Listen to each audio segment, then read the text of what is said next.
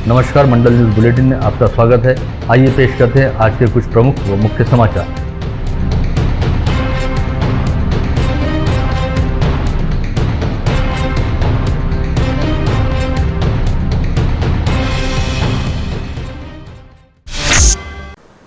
देश में कोविड संक्रमण की दूसरी लहर का असर अब कम हो रहा है। ऐसे में केंद्रीय स्वास्थ्य मंत्रालय ने अपनी नई गाइडलाइन में आइवरमेक्टिन, हाइड्रोक्सीक्लोरोक्विन व एंटीवायरल फेविपिरवर के इस्तेमाल को हटा दिया है। डॉक्टरों और चिकित्सा शोधकर्ताओं के एक वर्ग ने सलाह दी थी कि कोविड संक्रमित मरीजों पर इन दवाओं का कोई फायदा नहीं हो रहा है और इसके कोई वैज्ञानिक प्रमाण नहीं मिलने के बाद नई गाइडलाइन से इन दवाओं को हटा दिया गया है। हालांकि directorate general of health services के दिशा निर्देश भारतीय चिकित्सा अनुसंधान परिषद के निर्देशों से अलग है, जो कि आइवरमेक्टिन और हाइड्रोक्सीक्लोरोक्विन दोनों की सलाह देते हैं, भले ही इसने अपने उपचार से प्लाज्मा को हटा दिया हो। नई गाइडलाइन में किए जाने वाले क्लिनिकल ट्रायल को भी लिस्ट किया गया है और हाई रिजोल्यूशन सीटी के अंधाधुंध इस्तेमाल के खिलाफ बताया गया है, जो सिर्फ खराब परिस्थितियों में ही किया जाना है। इसके साथ ही एंटीवायरल दवाई रेमडेसिविर के उपयोग को भी सिर्फ चुनिंदा मध्यम या गंभीर स्थिति वाले कोविड संक्रमित मरीजों में किया जाना है, जो बीमारी की शुरुआत के 10 दिनों के भीतर ऑक्सीजन पर हैं। इन दिनों समूचे देश में दैनिक मामलों की रफ्तार अभी भी 1 लाख से ज़्यादा है, लेकिन राहत इस बात की है कि संक्रमण से मुक्त होने वाले मरीजों की संख्या ताज़ा मामलों से कहीं ज़्यादा है। ऐसे में अब धीरे धीरे बीमारी को लेकर प्रयोग में लाई जाने वाली दवाइयों और ऑक्सीजन की किल्लत भी दूर होने लगी है। साथ ही किन दवाओं को प्रयोग में रखा जाए और किन्हें प्रयोग से हटा दिया जाए, इसे लेकर अब केंद्रीय स्वास्थ्य मंत्रालय द्वारा नई गाइडलाइन जारी की गई है। राज्य स्वास्थ्य विभाग द्वारा अकोला स्थित स्वास्थ्य उप संचालक कार्यालय को सोमवार की सुबह कोवैक्सीन के 60,160 डोज की खेप उपलब्ध कराई गई, जिसका विभागीय लसीकरण भंडार द्वारा जिला निहाय वितरण करते हुए अमरावती जिले को कोवैक्सीन के 13,720 डोज का स्टॉक उपलब्ध कराया गया। इसके अलावा अकोला जिले को 6,780, बुल्ढाना को 13,420, वाशिम को 15,420 तथा यवतमाल जिले को 10,820 वैक्सीन की खेप दी गई। वहीं सोमवार की दोपहर बाद अमरावती संभाग को कोविशील्ड के 51,500 डोज का स्टॉक प्राप्त हुआ है, जिसमें से अमरावती जिले को 15,600, अकोला को 3,900, बुल्ढाना को 15,500, वाशिम को 1,500 तथा यवतमाल जिले को 15,000 कोविशील्ड वैक्सीन का स्टॉक उपलब्ध कराया गया। ऐसे में अब समूचे संभाग में कोविशील्ड व कोवैक्सीन का समुचित स्टॉक उपलब्ध हुआ है और समूचे संभाग में वैक्सीनेशन अभियान दोबारा जोर पकड़ेगा। इस बारे में जानकारी देते हुए विभागीय लसीकरण भंडार अकोला के वरिष्ठ औषध निर्माण अधिकारी राजेंद्र इंगले ने कहा कि संभाग के 5 जिलों की जरूरतों को देखते हुए स्वास्थ्य उप संचालक कार्यालय द्वारा लगातार कोविशील्ड व कोवैक्सीन का स्टॉक उपलब्ध कराने का प्रयास किया जा रहा है और जैसे जैसे हमें दोनों वैक्सीन की खेप मिल रही है, वैसे वैसे उनका जिला निहाय वितरण किया जा रहा है, ताकि टीकाकरण अभियान पूरी रफ्तार के साथ चले। वहीं इन दिनों कोविड मुक्त होने वाले कई मरीजों में म्यूकरमाइकोसिस नामक फंगल इन्फेक्शन का संक्रमण दिखाई दे रहा है। इस बीमारी के लिए एम्टोफोरेसिन बी नामक इंजेक्शन को बेहद कारगर माना जाता है, जिसकी किल्लत को देखते हुए इस इंजेक्शन की उपलब्धता सरकार एवं प्रशासन के नियंत्रण में करवाई जा रही है। इसके तहत 17 मई से अब तक सरकार द्वारा अमरावती संभाग के लिए एम्टोफोरेसिन बी इंजेक्शन के 6,430 यूनिट उपलब्ध कराए जा चुके हैं, जिसमें से अमरावती जिले को 2,523 डोज प्राप्त हुए हैं। अकोला स्थित स्वास्थ्य उप संचालक कार्यालय के मुख्य औषधि निर्माण अधिकारी प्रदीप पहाड़े ने यह जानकारी देते हुए बताया कि अमरावती के अलावा अकोला जिले को 2,260, यवतमाल को 777, बुल्ढाना को 725 तथा वाशिम को 145 डोज वितरित किए जा चुके हैं। साथ ही म्यूकरमाइकोसिस संक्रमित मरीजों की संख्या को ध्यान में रखते हुए और भी खेप उपलब्ध कराने का प्रयास किया जा रहा है। विगत कुछ दिनों से कोविड संक्रमण की रफ्तार का सुस्त होना लगातार जारी है और लगातार तीसरे दिन संक्रमितों की संख्या 300 के स्तर से घटकर अब 250 के स्तर से भी नीचे आ गई। आज सोमवार को केवल 208 नागरिकों की कोविड टेस्ट रिपोर्ट पॉजिटिव आई है। इसके साथ ही जिले में कुल संक्रमितों की संख्या बढ़कर 94,289 पर जा पहुंची। वहीं सोमवार को 24 घंटे के दौरान जिले के कोविड अस्पतालों में कुल 5 कोरोना संक्रमितों की मौत हुई, जिसमें सभी स्थानीय मरीजों का समावेश रहा। जिले में कोरोना मृतकों की संख्या बढ़कर अब 1,506 पर जा पहुंची है। साथ ही बाहरी जिलों के 174 मृतकों को जोड़कर यह आंकड़ा 1,680 पर पहुंच गया है। सोमवार को मृत हुए मरीजों में सभी 5 मरीज जिले के ग्रामीण क्षेत्रों से वास्ता रखते थे। यह जारी माह में दूसरा मौका है जब मनपा क्षेत्र में किसी कोविड संक्रमित मरीज की मौत नहीं हुई है। इसके अलावा सोमवार को जिले के कोविड अस्पतालों से 439 मरीजों को कोविड मुक्त हो जाने के चलते डिस्चार्ज दिया गया। जिले में अब तक कुल 89,599 संक्रमित मरीज कोविड मुक्त हो चुके हैं। साथ ही जिले में इस समय कुल एक्टिव पॉजिटिव मरीजों की संख्या 3,481 है, जिनमें मनपा क्षेत्र के 675 तथा ग्रामीण क्षेत्र के 2,509 मरीजों का समावेश है। इसके अलावा इस समय 1,018 मरीजों का विभिन्न कोविड अस्पतालों में इलाज चल रहा है। साथ ही मनपा क्षेत्र में 454 तथा ग्रामीण क्षेत्र में 1,712 मरीज होम आइसोलेशन में रखे गए हैं। बीते 24 घंटे के दौरान अमरावती जिले में 6,841 नागरिकों की कोविड टेस्ट की गई, जिसमें से मात्र 3.04% लोगों की ही कोविड टेस्ट रिपोर्ट पॉजिटिव आई है। विगत 15 दिनों से पॉजिटिविटी रेट में लगातार कमी आ रही है। वहीं इस समय संक्रमित मरीजों के कोविड मुक्त होने का प्रमाण बढ़कर 95.03% पर पहुंच गया है। रिकवरी रेट में भी विगत कुछ दिनों से लगातार इजाफा हो रहा है। इसे एक तरह से अमरावती जिले के लिए काफी राहत वाली स्थिति कहा जा सकता है। वहीं सोमवार को समूचे संभाग में केवल 466 कोविड संक्रमित मरीज पाए गए, जिनमें अकोला के 86, यवतमाल के 27, बुल्ढाना के 89 तथा वाशिम के 56 मरीजों का समावेश रहा। इसके अलावा सोमवार को संभाग में 1095 मरीज कोविड मुक्त होकर अस्पतालों से डिस्चार्ज हुए, जिनमें अकोला के 224, यवतमाल के 81, बुल्ढाना के 193 तथा वाशिम जिले के 158 मरीजों का समावेश है। संभाग में अब तक कुल 3,50,338 कोविड संक्रमित मरीज पाए जा चुके हैं, जिनमें से 3,37,927 मरीज कोविड मुक्त हो चुके हैं। हालांकि इस एक वर्ष के दौरान संभाग में 5,372 मरीजों की कोविड संक्रमण के चलते मौत हो गई है।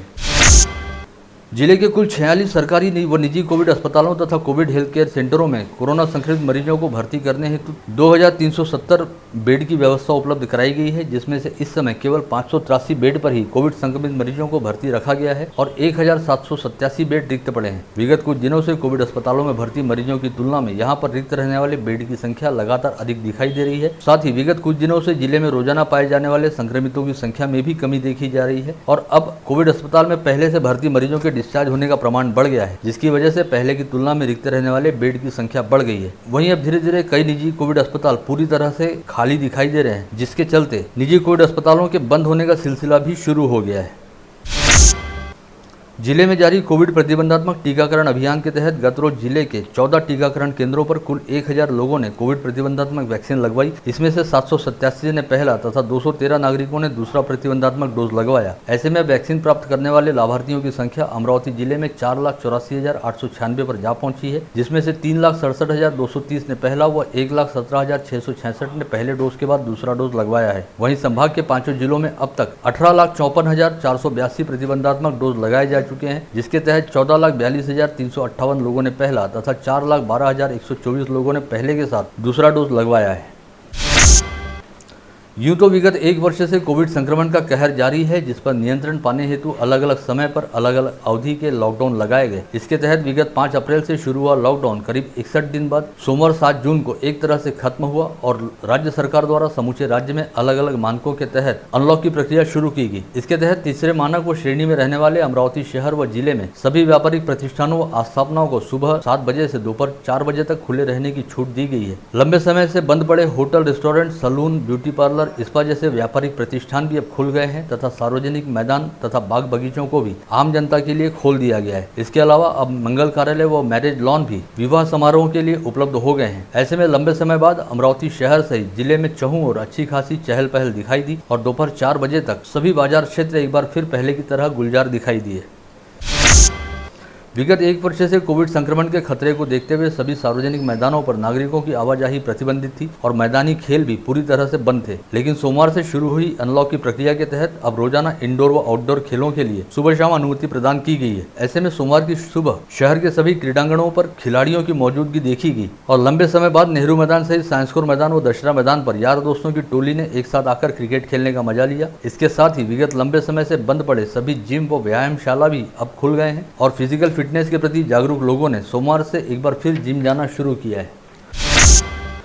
कोविड संक्रमण के चलते लागू किए गए लॉकडाउन में सभी मंगल कार्यालय व मैरिज हॉल पूरी तरह से बंद थे, जिन्हें अब अनलॉक की प्रक्रिया के तहत खुलने की अनुमति दी गई है। ऐसे में अब सभी मंगल कार्यालयों के संचालकों द्वारा अपने अपने आस्थापनाओं में कीटनाशक दवाइयों का छिड़काव करते हुए सैनिटाइजेशन व साफ सफाई करना शुरू किया गया है।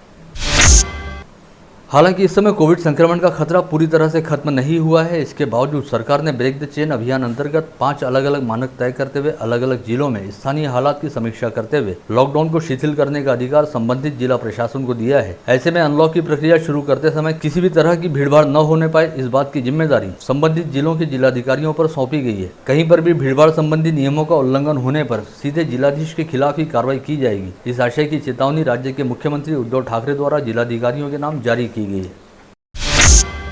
कोविड संक्रमण के खतरे को देखते हुए राज्य शिक्षा मंडल द्वारा कक्षा 10वीं की परीक्षा के साथ साथ कक्षा 12वीं की परीक्षा को भी रद्द किया गया है। ऐसे में कक्षा 12वीं के बाद पदवी सहित अन्य पाठ्यक्रमों में विद्यार्थियों का प्रवेश किस पद्धति के आधार पर होगा, इस सवाल को लेकर सभी विद्यार्थी व अभिभावक संभ्रम में देखे जा रहे हैं। सरकार द्वारा लिए गए निर्णय की वजह से जहाँ औसत विद्यार्थी बिना परीक्षा दिए अगली कक्षा में प्रवेश मिलने को लेकर बेहद खुश दिखाई दे रहे हैं, वहीं दूसरी ओर मेधावी छात्रों द्वारा इस फैसले को खुद के लिए अन्यायकारक बताया जा रहा है।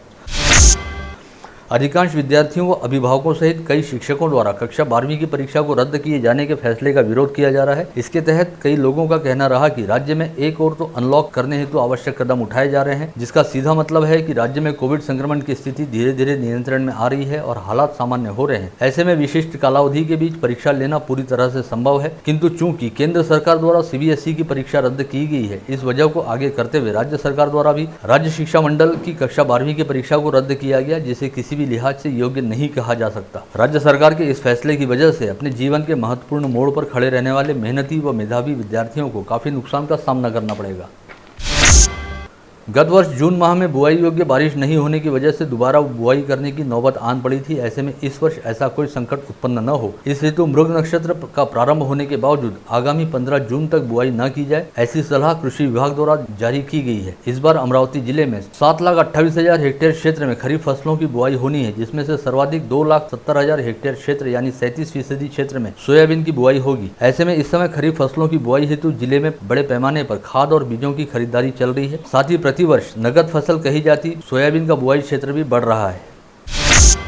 राज्य के पूर्व कृषि मंत्री डॉक्टर अनिल बोंडे द्वारा यहां बुलाई गई पत्रकार परिषद में कहा गया कि महाराष्ट्र की महाविकास आघाड़ी सरकार ने किसानों की लूट करते हुए बीमा कंपनियों को मालामाल करने का काम किया है। खरीफ 2019 में देवेंद्र फडणवीस की सरकार ने फसल बीमा कंपनियों के साथ किए करार के अनुसार 85 लाख किसानों को 5,795 करोड़ रुपए का लाभ मिला, किंतु वर्ष 2020 में खरीफ सीजन के दौरान उद्धव ठाकरे की सरकार ने बीमा के मानक बदल दिए और वर्ष 2020 में केवल 743 करोड़ रुपए फसल बीमा नुकसान की भरपाई का वितरण किसानों को किया गया। ऐसे में ठाकरे सरकार के आशीर्वाद से अब तक बीमा कंपनियों को 4,234 करोड़ रुपए का शुद्ध लाभ हुआ है।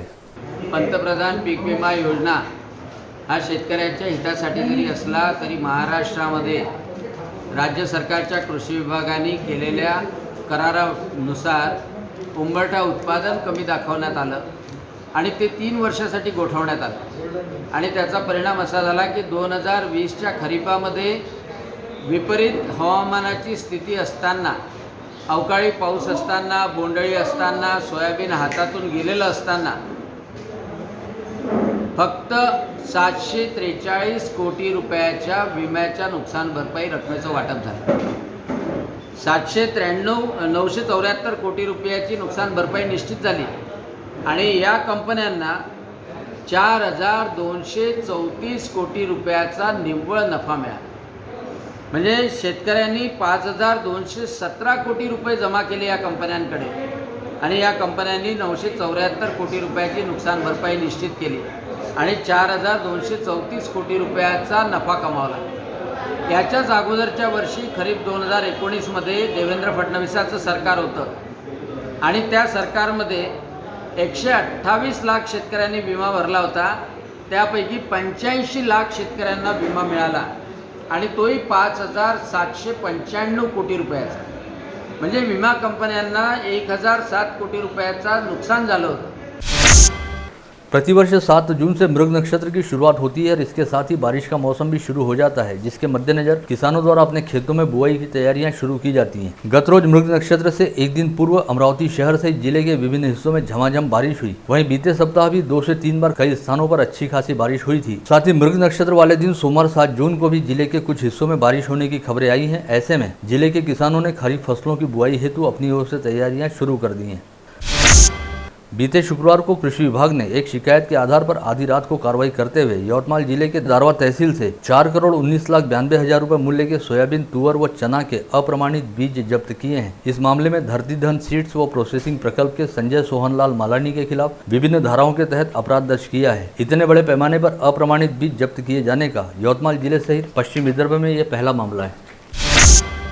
विगत दिनों जहां भारतीय जनता पार्टी की ग्रामीण जिलाध्यक्ष निवेदिता चौधरी ने जिला शल्य चिकित्सक डॉक्टर श्याम सुंदर निकम के खिलाफ भ्रष्टाचार के सनसनीखेज आरोप लगाए थे, वहीं अब वर्ष 2015 से 2017 के दौरान खरीदी की गई दवाइयों के व्यवहार को लेकर महाराष्ट्र नवनिर्माण सेना के जिलाध्यक्ष पप्पू उर्फ मंगेश पाटिल ने सीएस डॉक्टर निकम पर भ्रष्टाचार व आर्थिक गड़बड़ी के आरोप लगाए हैं, जिसके लिए विगत 3 फरवरी को जिला कोषागार कार्यालय की ओर से जारी एक पत्र को आधार बनाया गया। इस पत्र में जिला कोषागार द्वारा जिला शल्य चिकित्सक से वर्ष 2015 से 2017 के दौरान हुई दवाइयों की खरीदी में पाई गई त्रुटियों की ओर इंगित करते हुए स्पष्टीकरण मांगा गया है। इस पत्र को मनसे द्वारा सीएस डॉक्टर निकम की ओर से किए गए भ्रष्टाचार का आधार बनाया गया है। साथ ही इस पत्र के आधार पर पत्रवार्ता में कई गंभीर आरोप लगाए गए।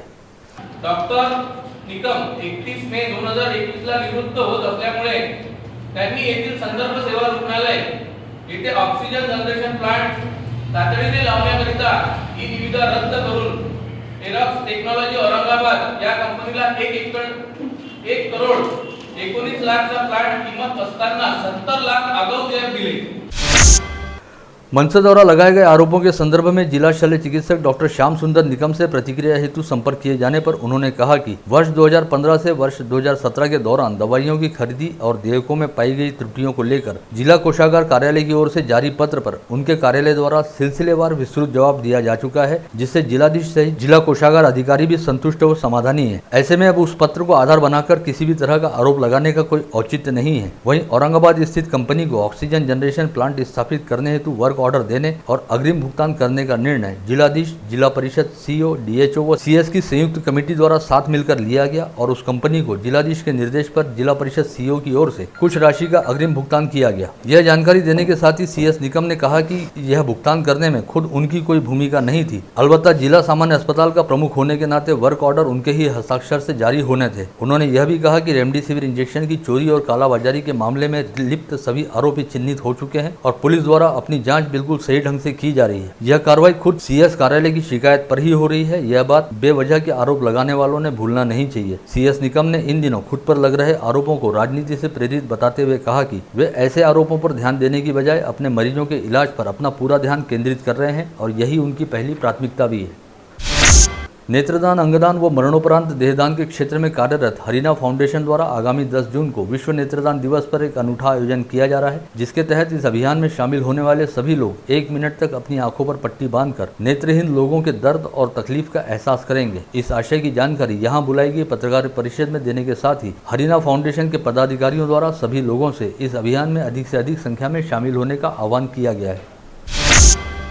अचलपुर फसल मंडी में संचालक पद पर रहने वाली वर्षा नितिन पवित्रकार द्वारा परतवाड़ा पुलिस थाने में दर्ज कराई गई शिकायत में कहा गया है कि कृषि उत्पन्न बाजार समिति के सभापति और सचिव ने बजट मंजूर करने की जानकारी देते हुए सर्वसाधारण सभा में कई गैर कानूनी खर्च पर मान्यता देने हेतु प्रोसीडिंग बुक पर उनके हस्ताक्षर करवाए और महाराष्ट्र राज्य कृषि पणन मंडल के विभागीय कार्यालय से पिछले 2 वर्षों में किसी भी प्रकार के बजट को मान्यता नहीं लेते हुए करोड़ों रुपए के असंख्य आर्थिक व्यवहार किए गए। सभा में उपस्थित सभी संचालकों को मंडी सभापति अजय पाटिल टवलारकर तथा मंडी सचिव पवन सार्वे द्वारा यह जानकारी दी जाती थी कि पणन संघ से बजट को स्वीकृति मिल चुकी है, जबकि हकीकत में बजट को स्वीकृति प्राप्त होना तो दूर, विगत 2 वर्षों के दौरान मंडी सभापति और मंडी सचिव ने बजट विवरण तैयार कर उसे पणन महासंघ की साइट पर ऑनलाइन प्रस्तुत करना भी जरूरी नहीं समझा था। ऐसे में यदि पुलिस द्वारा बाजार समिति के संपूर्ण प्रोसीडिंग बुक, आवक जावक रजिस्टर की छानबीन की जाती है तो अन्य विषयों के प्रस्ताव भी पारित करने वाले सभापति अजय पाटिल व सचिव पवन सार्वे द्वारा की गई मनमानी और जालसाजी का पता चल जाएगा।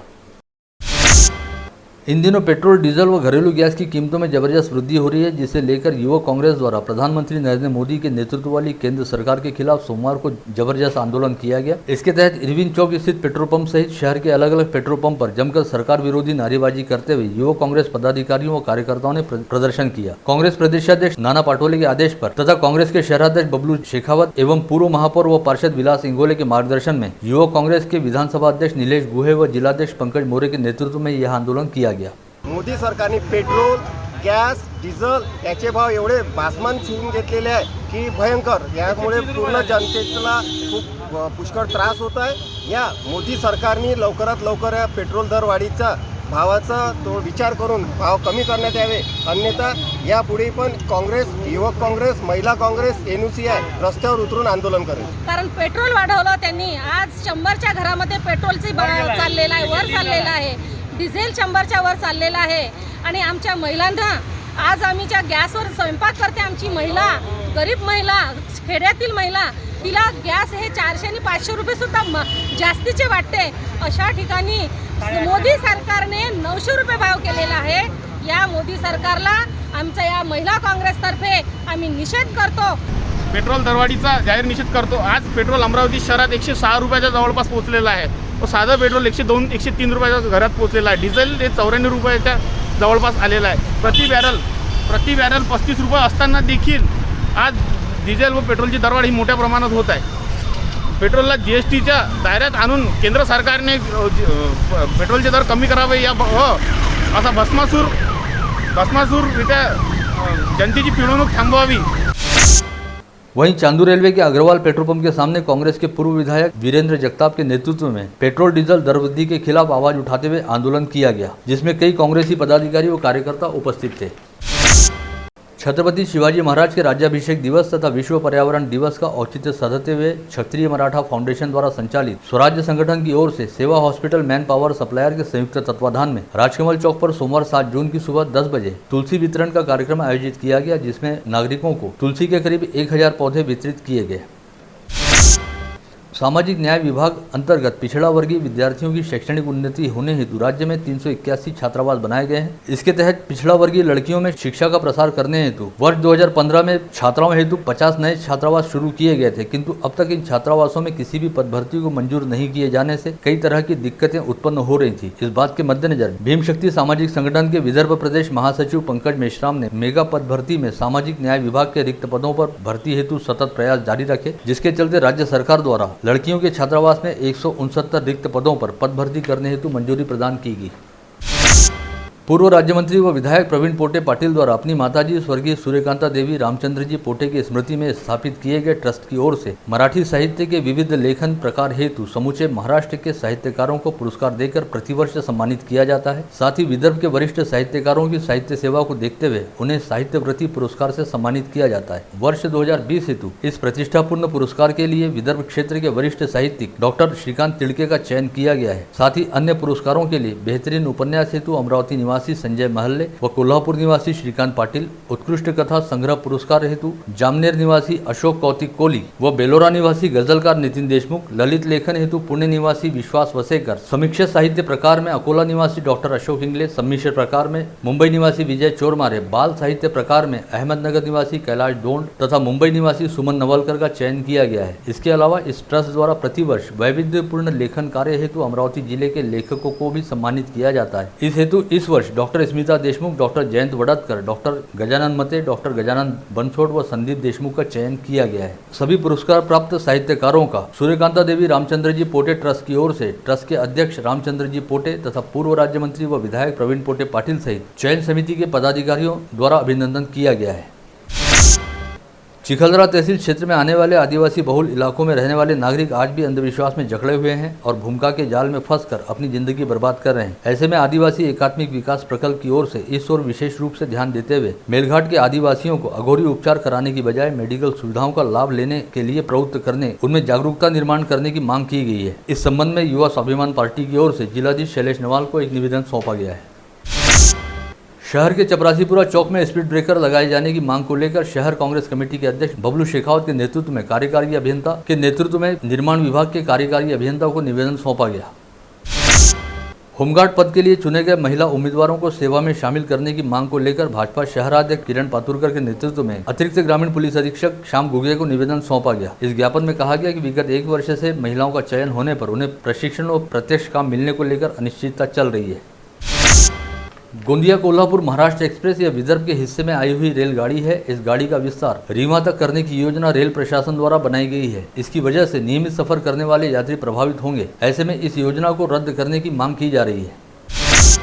स्थानीय फर्शी स्टॉप के समीप सिंधुनगर जैसी चहल पहल वाली बस्ती में कल रविवार को सुबह प्रेम प्रकाश आश्रम में गई हुई एक महिला की आंख में मिर्च पाउडर डालकर और उसे चाकू का धाक दिखाकर अज्ञात महिला ने उसके दोनों कान के झुमके छीन लिए थे। इस घटना में 56 वर्षीय महिला के दोनों कान बुरी तरह से फट गए थे। सुबह 8:30 बजे के दौरान इस तरह की घटना को अंजाम देने वाली महिला की तलाश फिलहाल फ्रेजरपुरा थाना पुलिस सहित आयुक्तालय के विशेष पथक द्वारा की जा रही है। जानकारी मिली है कि इस छीना झपटी की घटना को अंजाम देने वाली महिला परिसर के सीसीटीवी कैमरे के फुटेज में कैद हुई है, किंतु यह फुटेज काफी धुंधला रहने से महिला की अब तक शिनाख्त नहीं हो पाई है।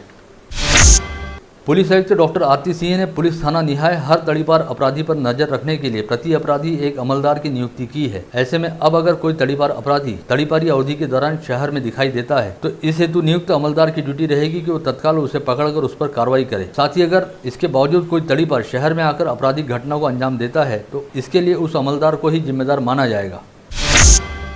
2 माह पहले नागपुर गेट थाना क्षेत्र के अंतर्गत गुलिस्तान नगर परिसर की इकबाल कॉलोनी में क्राइम ब्रांच के दल ने छापा मारकर करीब 36 लाख रुपए कीमत का 366 किलो गांजा जब्त किया था। साथ ही पुलिस ने इस कार्रवाई में 2 कार भी बरामद की थी। इस गांजा तस्करी के मामले में अब तक पुलिस के हाथों से बचता रहा गुलिस्तान नगर निवासी सैयद शहबाज सैयद शकील को कल उसके पिता ने स्वयं होकर पुलिस के हवाले कर दिया। जानकारी के मुताबिक सैयद शहबाज ने न्यायालय से जमानत पाने के लिए काफी प्रयास किए, लेकिन हर बार उसकी गिरफ्तारी पूर्व जमानत की याचिका को न्यायालय द्वारा खारिज किया जाता था, जिसके बाद परिजनों ने खुद होकर सैयद शहबाज को पुलिस के हवाले कर दिया।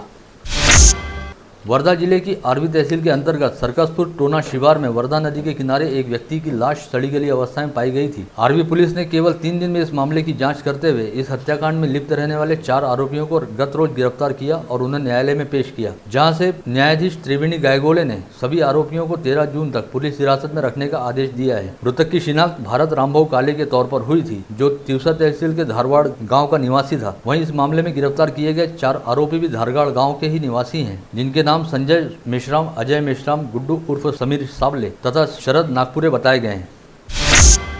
घर से पार्टी के बहाने बाहर ले जाकर बडनेरा थाना क्षेत्र के अंतर्गत वड़द स्थित जंगल में चाकू से बेरहमी से वार करते हुए बच्चू वानखड़े नामक युवक को 1 सप्ताह पूर्व मौत के घाट उतार दिया गया था। इस मामले में बडनेरा पुलिस ने 6वें आरोपी के रूप में बडनेरा थाना क्षेत्र से अमोल पाटिल को गिरफ्तार किया है। अमोल पाटिल पर आरोप है कि उसने हत्या के बाद हथियार रफा दफा करने के साथ ही बच्चू के हत्यारों को फरार होने में मदद की थी।